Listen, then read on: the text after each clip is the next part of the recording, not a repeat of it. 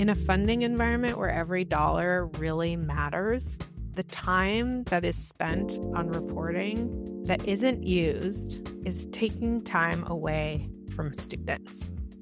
Welcome to Leading Voices, the podcast where WestEd experts break down pressing challenges in education and human development and provide insights you can apply to practice and policy. I'm Marley Arechiga.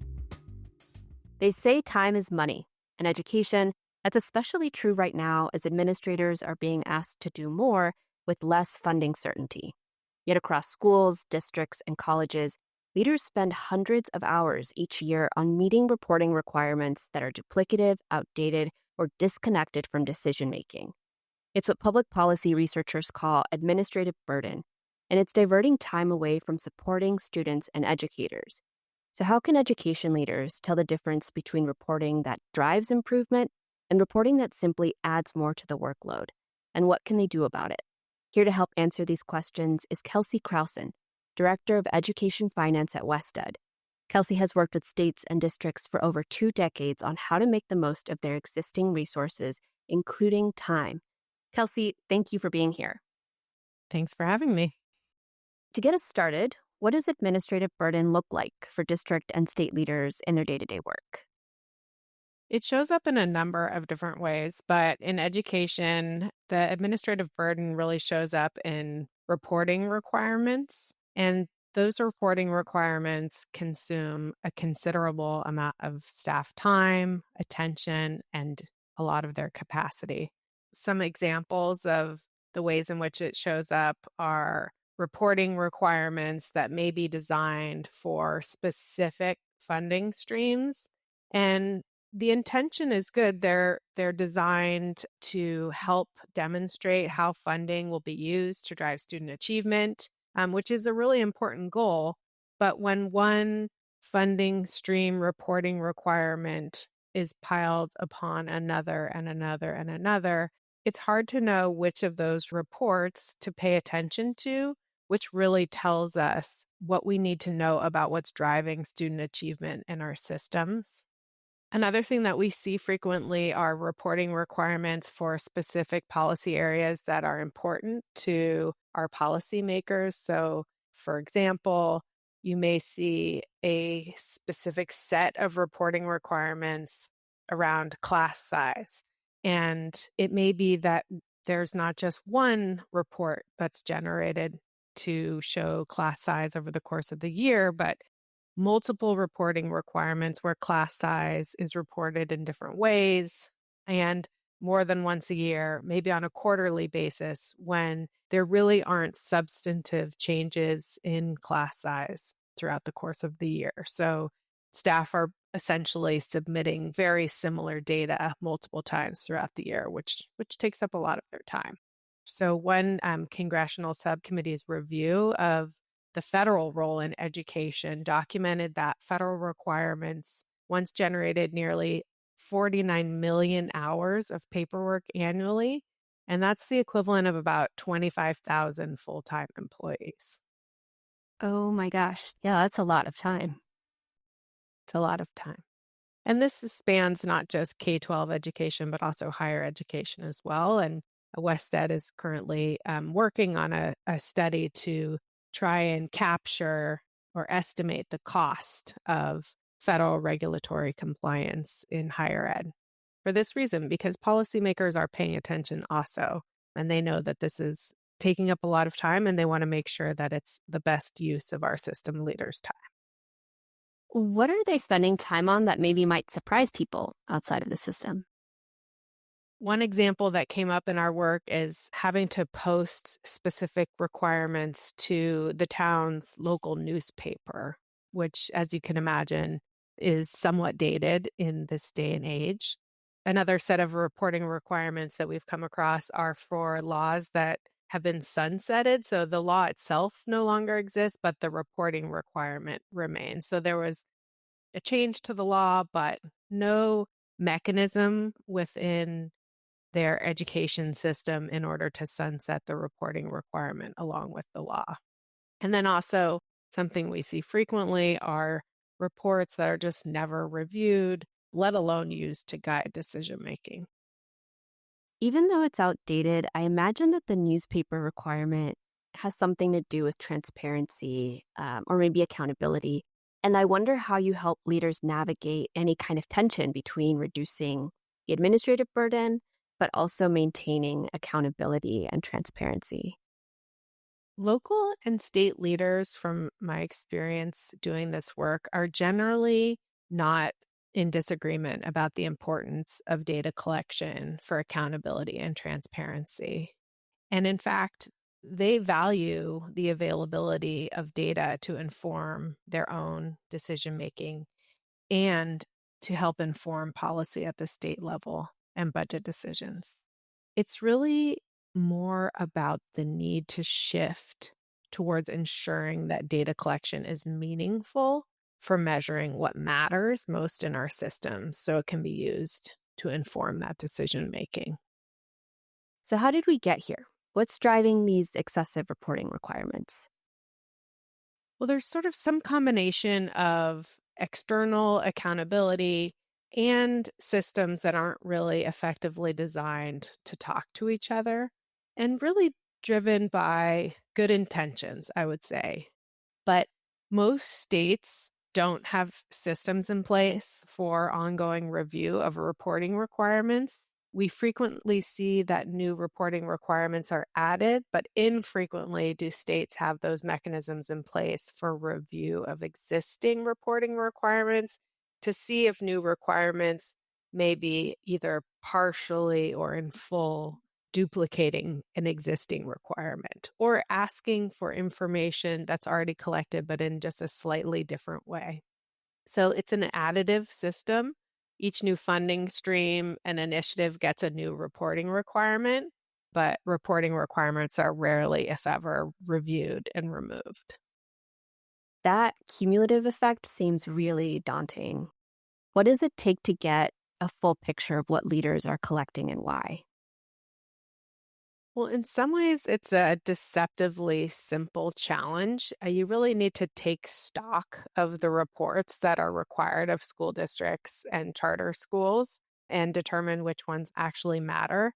And that's also the case in higher education, right? We need to take stock of what's required both at the state level and at the federal level for our institutes of higher ed. So we gather information, usually starting at the district level, a comprehensive list of the current reports.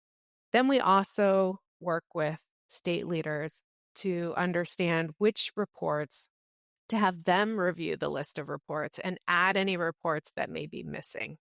And then we look across those reports, where is there duplication? We look at frequency. We look at how those reports are used. We ask our state leaders, how much of the data that is included in this report do you review regularly and incorporate the information in the report into your ongoing decision making, into your ongoing work? We did a similar review to what I'm describing in Nevada last year, and we found that there were about 200 reports required of school districts and charter schools.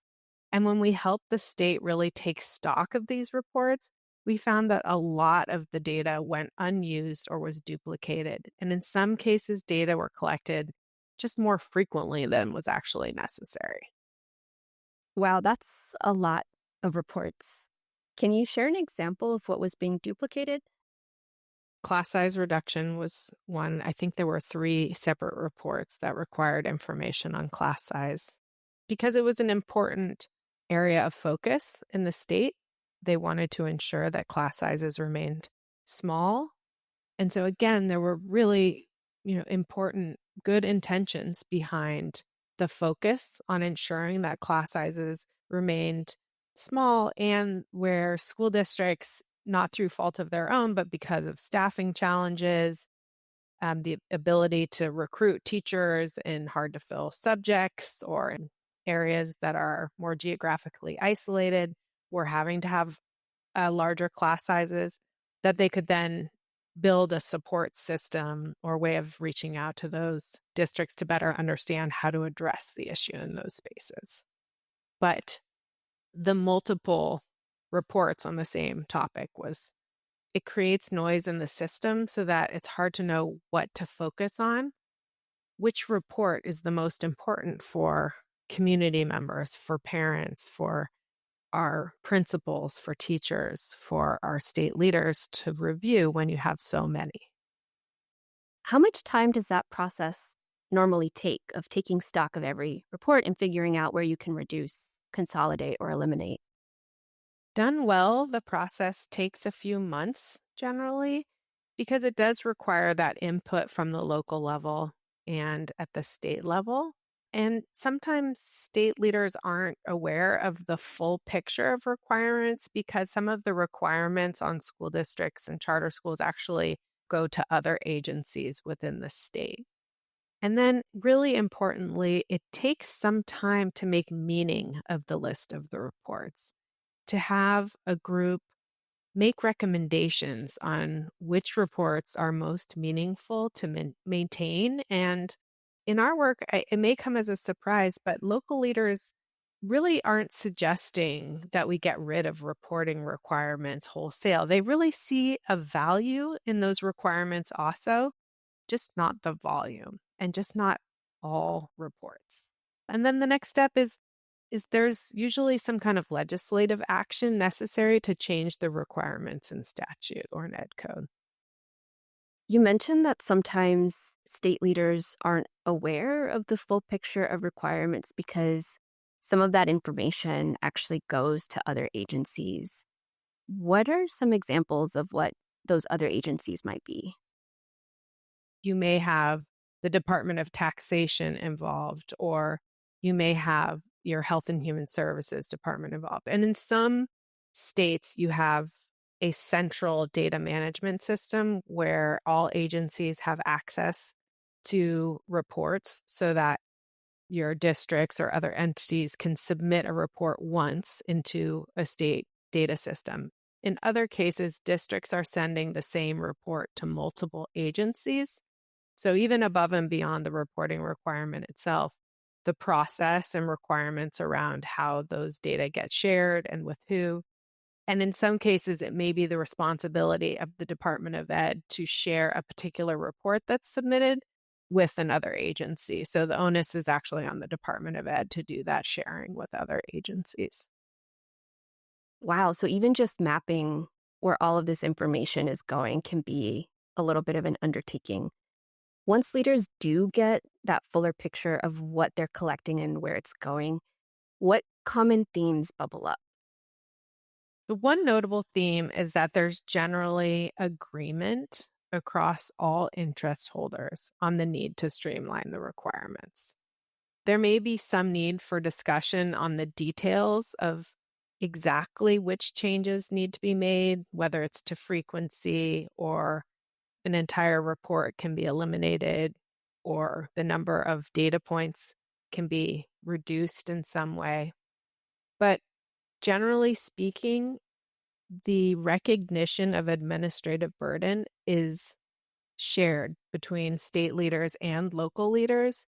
We see this as a really fruitful area of collaboration between district and state leaders because there really is shared agreement on the need to be very strategic about how we're using our time, and that there are reporting requirements currently in many states that are taking away from some of the really critical work to support schools and students.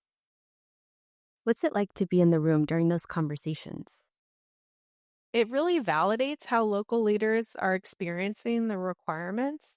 They feel overwhelmed and they feel like it's not the best use of their time to improve student outcomes.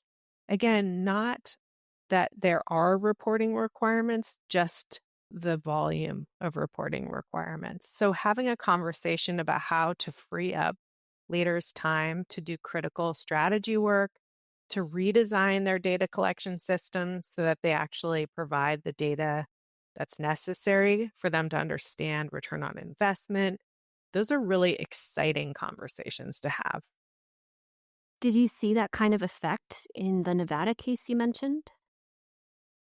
What's exciting about Nevada is they have a real system-wide commitment to continuing to dig into reporting requirements. And they understand that this is ongoing work, that there is not just one focused effort on reducing administrative burden, but that it actually requires continued review.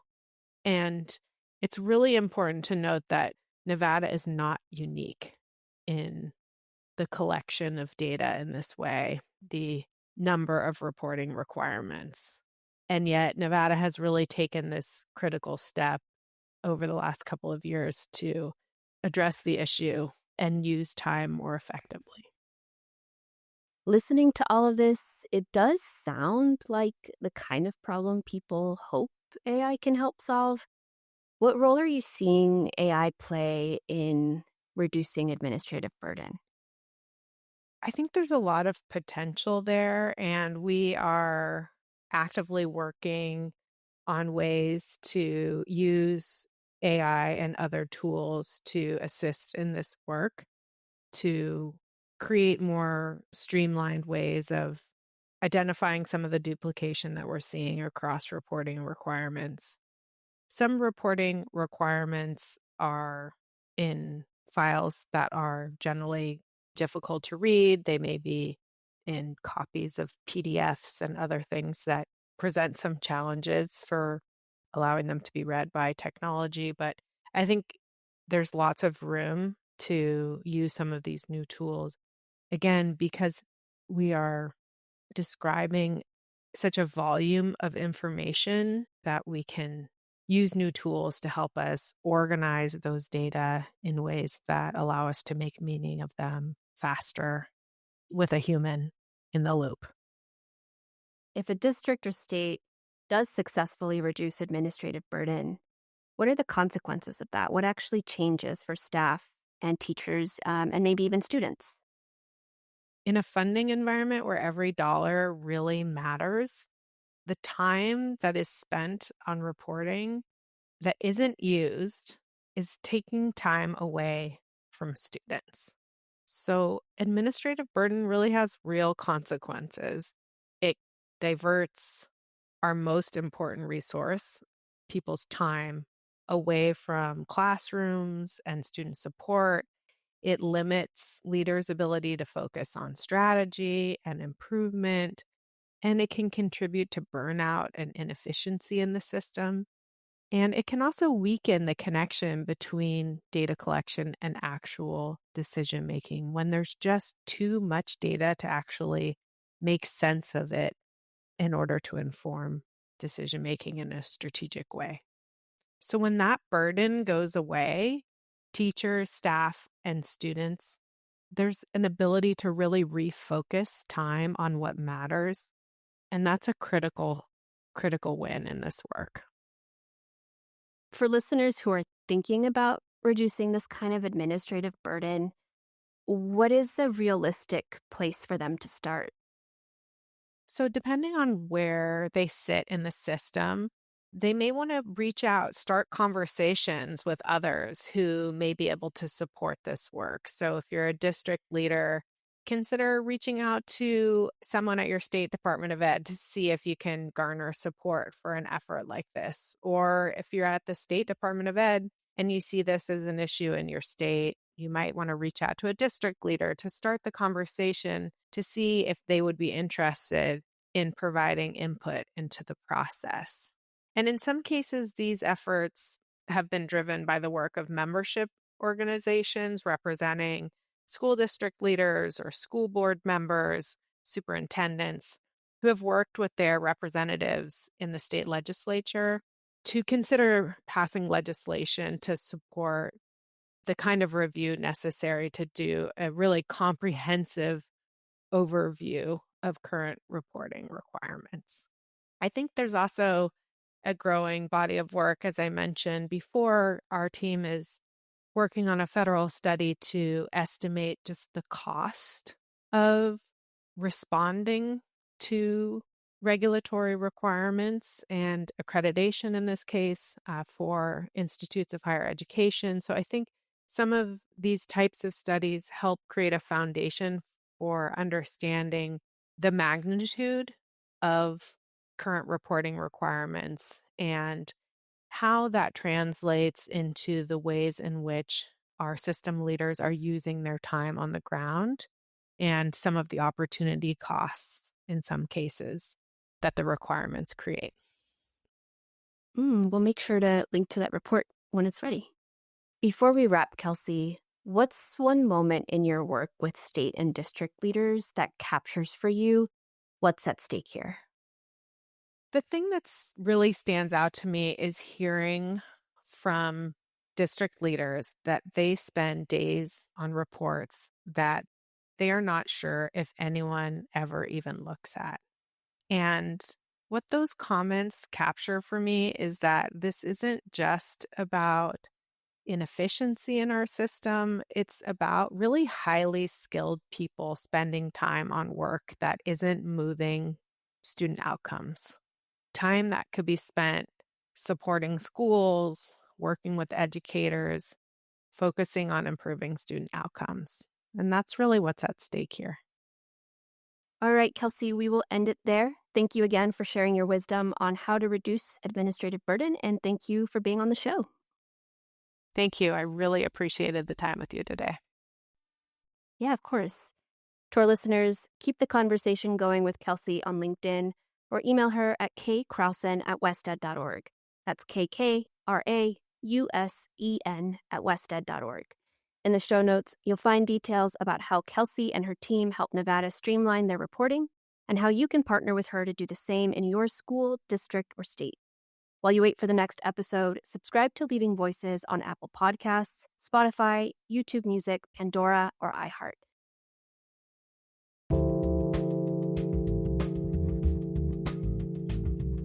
This podcast was brought to you by WestEd. WestEd is a nonpartisan research development and service agency.